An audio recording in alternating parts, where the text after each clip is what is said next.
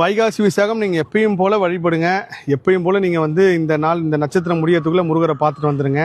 நீங்கள் முருகரை கெட்டியமாக பிடிச்சதுக்கப்புறம் உங்களுடைய யார் அட்வைஸும் தேவைப்படாது. ஸ்ட்ரைட்டாக முருகனுக்கும் உங்களுக்கும் தொடர்பு நேரடியாக இருக்கும்போது மற்ற யாரோட வழிகாட்டுதலோட இல்லை யாரோட ஒரு விஷயமா கிடைக்காது. ஏன்னா முருகர் உங்ககிட்ட பேச ஆரம்பிச்சா நீங்கள் முருகிட்ட பேச ஆரம்பிச்சா அது ஒரு சோல்மேன் கனெக்ட் மாதிரி.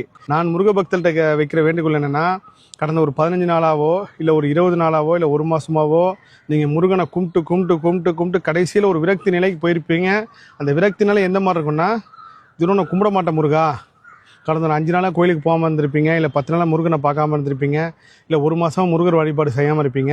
அப்பேற்பட்ட முருக பக்தர்கள் என்னோட தாழ்மையான வேண்டுகோள், அந்த எல்லா கோபத்தையும் எல்லா விஷயத்தையும் மறந்து இந்த வைகாசி விசாகம் அன்னைக்கு முருகர்கிட்ட போய் மன்னிப்பு கேட்டு முருகரை வணங்குங்க. ஏனால் இது என்னென்னா, நீங்கள் எப்போ நம்மளுக்கு சோதனை அதிகமாக வருதோ, எப்போ வேதனை அதிகமாக வருதோ அப்போ தான் இன்னும் நம்ம ஸ்ட்ராங்காக போய் பிடிக்கணும்.